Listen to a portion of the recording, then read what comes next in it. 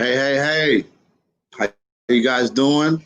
And welcome to this show. My name is Michael Benjamin II. This show is called The People's Platform. And it's a show that just breaks down news and current events in layman's terms, right? So the everyday people can understand them. A lot of times things are written, things are said in languages that kind of talk over the common folks' head. And I'm a common folk, and so I like to understand exactly what's going on. I'd like to thank Mama Earth Healing for hosting this show and allowing me to be a part of her network. I am a Sacramento native, born and raised in Oak Park. Try to stay involved in the community as much as I can, just to be a conduit to bringing understanding to and information and awareness to the community. So thank you for tuning in. We'll be doing this every Wednesday night, covering a myriad of topics just to keep the people informed. I think that's important. As we see a lot of the deceit that comes from, administrations and hiring and government and local politics and things like that is kind of put there to confuse. It is. And so we want to unwind and kind of unbox that so that person can understand exactly what's going on. So this is the introductory show. I had a guest, he couldn't make it in, but what we're going to do, what we plan to do this evening was to argument for a presidential recount. A friend of mine just sent me a video, and in his video basically was talking about, no matter who wins, we're still in a place where, we need to do some planning. Black people, we need to do some planning. We need to rely on anything to save us but us. And so, that's what this show will be covering this evening. I'd like to thank Cornelius Scott Daniels for the intro music. Big up, it's my boy. Thank you for that, Corn, and appreciate it. So last Sunday we were talking about, and as you all know, we're in a kind of political season. A lot of voting, a lot of initiatives, things of that nature are going on. Here locally, we have 2 seats that are being challenged on our city council, as well as some measures that will be concerning our city. So let's just start with with Measure A, which is our strong mayor measure. Many people split on,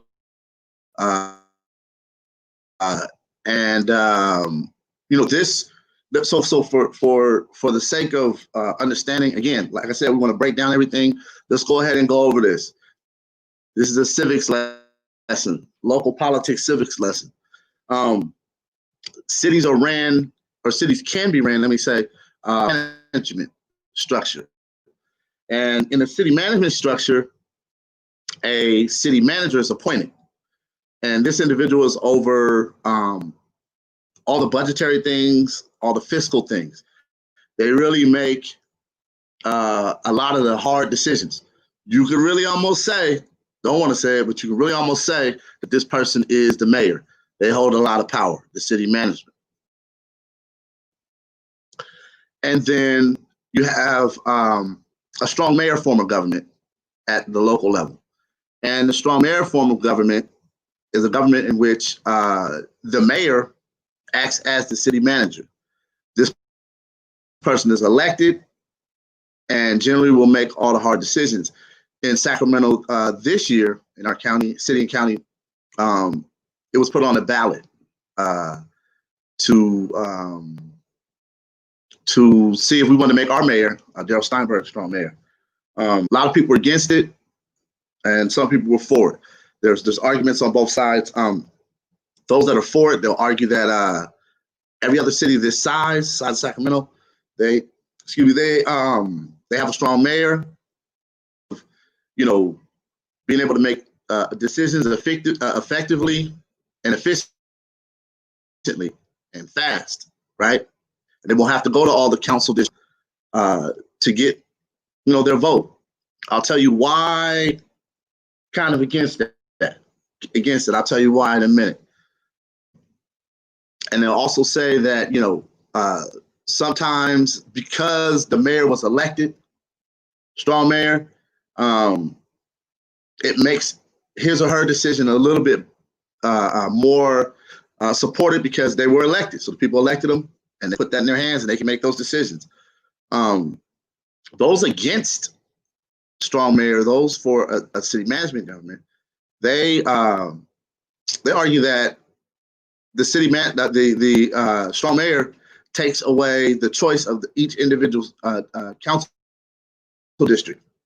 So they feel like the people's voice, city council people, and therefore their vote should go forth and be counted. And they don't feel like that'll happen in a strong mayor form of government in the city. Sacramento is unique in the sense that we have 8 city council districts, and each council district gets a vote. So this, they have to, put issues on the table and come to a majority lead. What happens is the mayor in our city is the tiebreaker. That's the 9th vote. So, generally votes 6-3, 7-2, 5-4. I mean, you'll hear that. They'll say, city council passed this initiative, 5-4 vote. You'll hear that a lot of times. So Sacramento is a 8 council district with the 9th vote coming from here. We've been in a tug of war. I remember during Mayor Johnson's administration, same thing. He got into office, and I mean, it had to be within a month, he put this initiative, up to vote. Like, hey, I need to be strong mayor. I need to be strong mayor. I need to be strong mayor. Which, hey, whatever. I get it. But what happens is that I feel like, first of all, this is the city of trees, Sacramento, not the city of tree. Meaning, we're not a singular city. We have people who want and have things to say. And so their voices need to be heard, and the city has spoken. And the city has spoken, and hold on one second here. Okay. The city has spoken, and they don't want a strong mayor. I'm sorry, give me one second here. Okay, so that's where we're at, you guys. That's where I think the city has voted against it again. I know there was people who supported this. I mean, a lot of people poured a lot of money. I think the realtors poured a lot of money into this. Strong mayor, which makes sense because they're developers. To be able to go to one person and get permission to develop land in the way that they want, that makes sense. But those that are opposed are the people who really represent the people. And they're like, nah, we need a voice. I also think that the people they will vote and give strong mayor to who they think deserves strong mayor. I think that's something that the people will ultimately decide. They'll say, hey, we like this person. This person's doing a good job.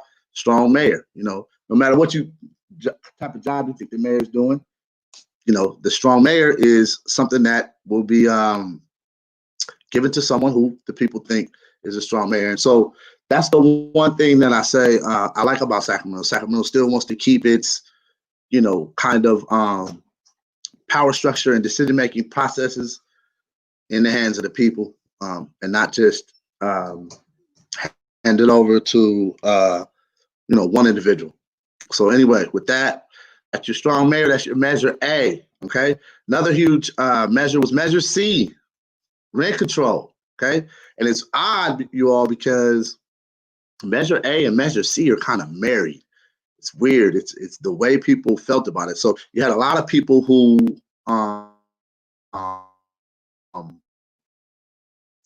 were against strong mayor, but were for rent control. It's kind of weird, right?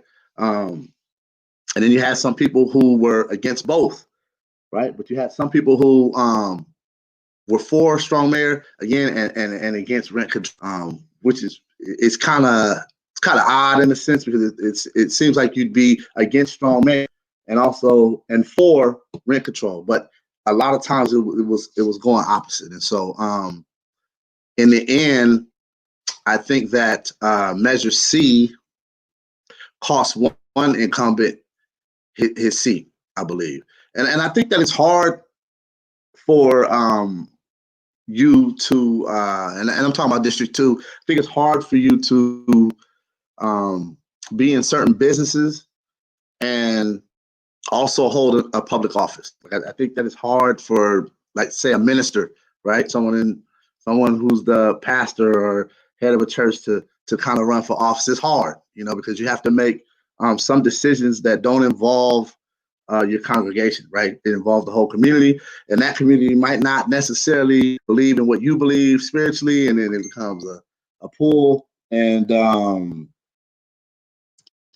sometimes. So Measure C, rent control. I really, in my hardest of hearts, I, being from Oak Park and watching the landscape change and watching gentrification kind of take place, watching people from the outside move in, which, I'm not objecting to. It's just that I'm not objecting to that. I'm objecting to how it happens. And it's oftentimes without the voice of the people. The people are outpriced. The indigenous people are outpriced. And the neighborhood that those indigenous people kept cool for all those years, right? That neighborhood that, the indigenous people gave flavor to. The reason why people want to move there. We're going through something similar in up the Broadway corridor at CV Circle. A developer,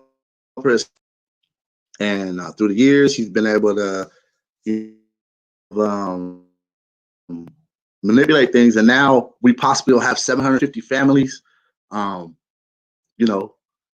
of their homes, because a developer came in, had the money, and developed. And that's something that we have to really take a look at. And that's where Measure C kind of affects that with rent control, right? Because, of course, a developer might be a little less anxious to kind of come into an area where he or she knows that, there's rent control. And that's why a lot of people did not support Measure C. They were not for Measure C. They were not for rent control because they said, the answer to that is that, again, either way it goes, the community is not going to get anything out of it. And that's what I'm here for. I'm here to make sure that the community is protected. That community that has been there, families that have been there for 30 years, and now they're facing a dislocation through development is what I call it. And so we have to watch out for that. So Measure C, again, people were not for it. So Measure C failed. There will be no rent control. Some close races. I was just looking. You have your District 8 race. I think it's between Myvang and Pastor Les Simmons. As of Tuesday, Myvang is leading 52% to, I think, 40% or 46% for Les Simmons. Highly contested race. You have, two candidates who I want to say, in a lot of ways, are polar opposites. So, again, you have, Myvang, she's school board, community, a lot of community. Les Simmons, minister, does some stuff in the community as well, that type of thing. And so you have two sides that are competing for that. Yeah, and so the major differences, I think mine was completely for rent control, and then Pastor Simmons was initially against rent control, but he switched up and started to support rent control. So again, these issues that are affecting everyday people are starting to take a look. I was talking to Mama Earth Healing earlier, and we were talking about, people are waking up. People are starting to take notice and stand up and let their voice be heard. And I think that's that excites me. I think it's powerful, and I think it's needed. You can't vote and not act. If you're gonna vote, then act. Okay. And even if you're not gonna vote, you need to act. You still need to take an active role and be an active participant in your community, because we all benefit from a educated, informed, and employed community. Lack of access is really real, and that's what we're going through. And so it brings me to this. A lot of people, I talk to them, and especially Black people, a lot of Black people, and I felt this point in time too, to believe in this democratic process never worked for us. So, us pouring our souls into a candidate or us pouring our souls into a process that never ever benefited us, it's tough. It's tough. And I used to go back and forth with it, but I decided to take. It's an old process, right? I feel like people put themselves on the line for me to be able to take part in this process, and so for that reason, I do it. You know what I'm saying? Everybody has a different reason as to why they don't do it and why they do it. And I have no problem with those who don't vote. If that's your choice, then that's cool. And I don't have a problem with those who do vote. But what I really do have a problem with is that those who don't inform themselves or become informed or do the research so they can make informed choices. Whether you vote or not, you still do make choices. And so the People's Platform will be a space where we can talk about these issues. We can talk about these things, right? In terms and in language where we all can understand. I'm all for that. And so I want to welcome everybody and thank those that are listening now and tuning in now for that. So brings us to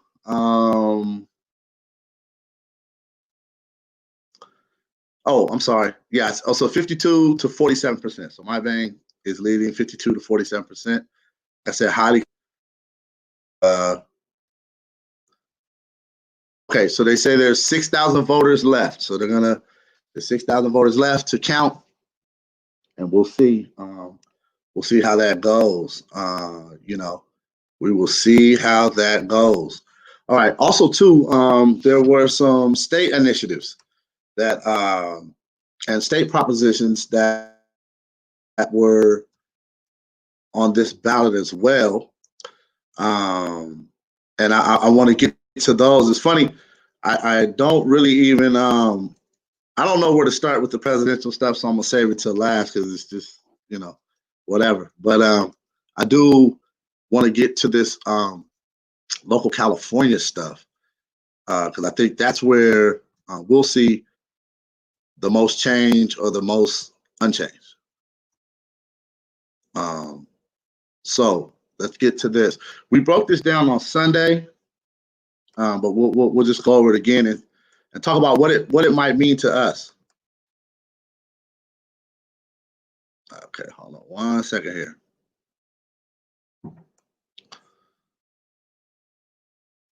All right.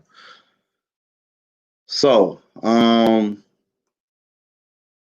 there's a couple of interesting ones, I think that not all of them are interesting, but some of them are interesting. So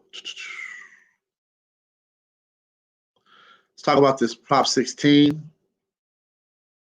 restoring affirmative action. So, yeah, basically, there in 1996, voters approved, initially in 1996, voters approved another ban on affirmative action. And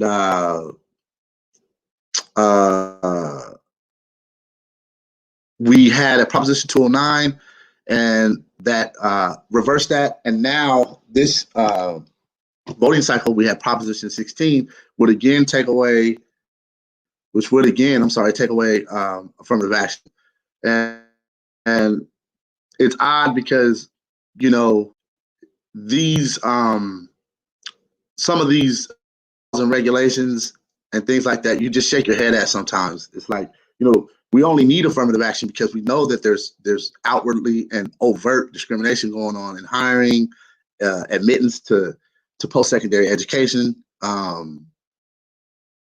just a lot of things, right? We're talking financially, you know, business loans, economically. We know that this stuff exists. Like it's been documented. We know, and so we have to put laws in the books that assure that we get some shot, some type of equity. In the state of California, again, this year voted to get rid of that, to get rid of all the guarantees that just a chance will be given to, you know, blacks, people of color, women, you know, disabled. It's gone. Proposition 16 is gone. And so, you know, you have to pay particular attention to things like that. Like I said, I know the national stuff can be a little convoluted. Like, who wants to deal with that? I'll be honest. I'm just like, I'm done. It's to me, it's almost like a Saturday Night Live skit at this point, as to who will be president. I mean, it's ridiculous at this point. But this state stuff is a little more closer to home, so you need to pay attention to it. And so it's funny, they use language, buzzwords like quotas, you know, which, if you think about it, if you have to set quotas for certain people to have access, then we know the system's flawed. We know the system is not guaranteeing equal opportunity to everybody who's applying, everybody who's trying to get into whatever it is they're trying to get into, straight up and down. So you got to be careful of those little buzzwords, right? And you know, yeah, this is exactly what happened. So that's Prop 16. And there's a couple more that really are, you got to really be careful. This is an interesting one, and we talked about this one as well. And this one is there's two. There were two on the books this year that had to do with voting, right? So you had Proposition 17, which was voting to allow inmates, parolees, to vote. And so that passed. And so parolees will now have the chance to vote. I think that's going to give whoever is running or whatever is running or whatever bill is being promoted. I think it's 60,000 more votes, they said, that will be tabulated because they have the chance to vote now. And so that's one that we need to pay particular attention to. And then there's an interesting one. I think it's 21. No, 21 was rent control. It is, let's see.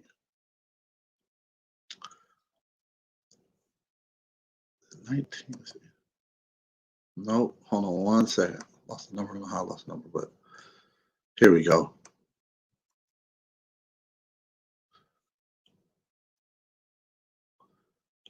I'm so sorry, guys. Give me 1 second here. Nope. Well, in a nutshell, it's oh, here we go.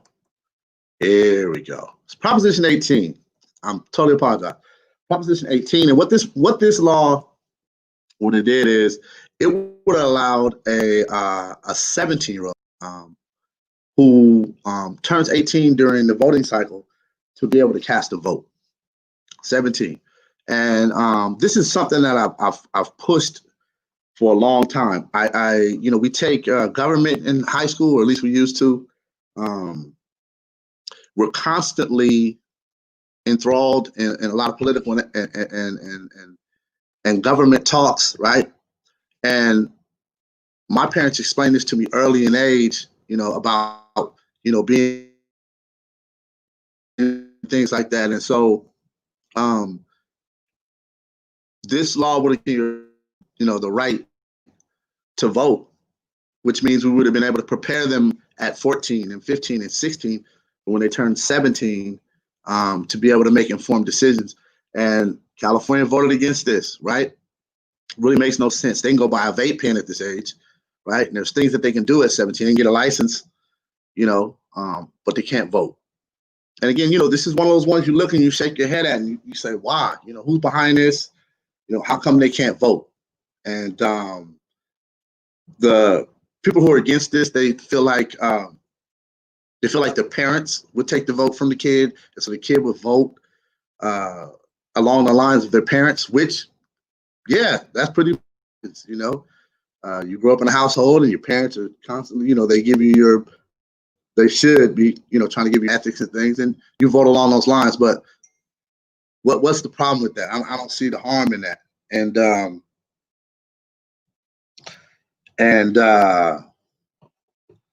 So that's where we're at with that. That's Prop 18, voting at 17 years of age. And I feel like we should be able to do that. I definitely feel like that's one of those ones that's a no-brainer for me. We should be preparing our youth, 14, 15, 16, and 17, to vote. We have these watershed ages. We're the only industrialized country, I think, that has these types of rules on the books. These rites of passage ages is what I call them. Rites of passage. When you turn 16, you can do this. When you turn 17, when you turn 18. In other countries, they're raising you to be a man, from the time you can walk, from the time you can talk, you're making informed decisions. And what I think it does is it takes away just a natural growth that should happen. And so what you see is a lot of kids, they're waiting until they're 16 or 17 to make certain decisions, preparing for those decisions at 12, 13, 14, and then be able to make informed decisions once you turn that age. So again, this is one of those ones, Prop 18, that we don't understand.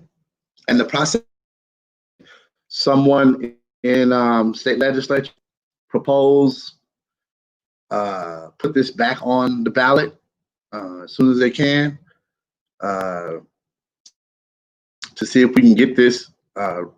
And culturally, I think what happens is that this generation, which I like, they're more for human rights than civil rights. So they're looking at more of the spirit of the law than the letter of the law. And older people who want to keep control, they don't like that. They don't like that. They're getting influenced by different things, different cultures, and they're starting to notice inequities, and to give them the power to make change, before it's time to make change, those that are in charge don't want to do that. And so they voted against that. And so again, these are small things. Like I said, the national political races is, I don't even know what to say about that. I will say this though. I will say that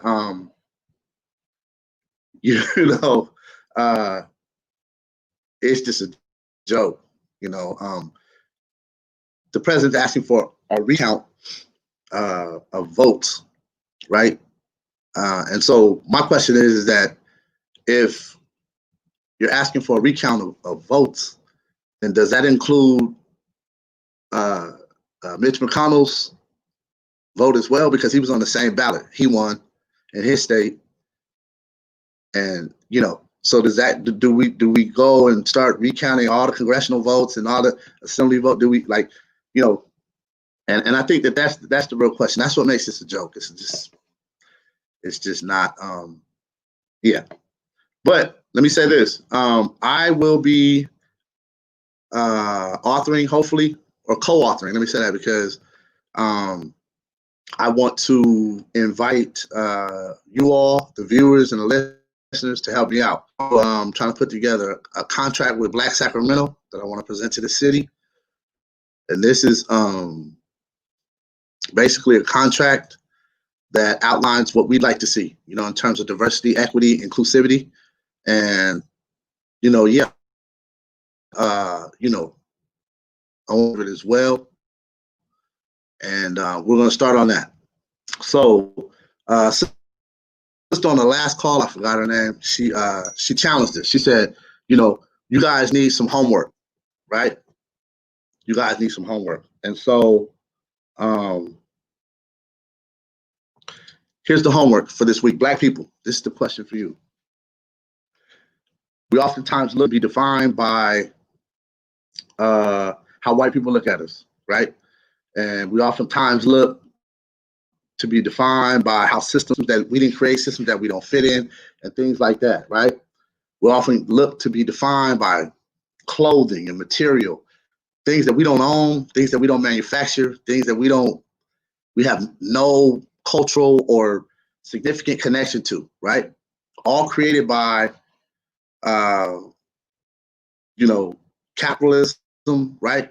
Which is primarily owned by white people. So here's my question. Who would we be without them? Who would we be without them? That's your question for next week. I'll be on Wednesday. Thank you for joining me. I'm Mike B from the P.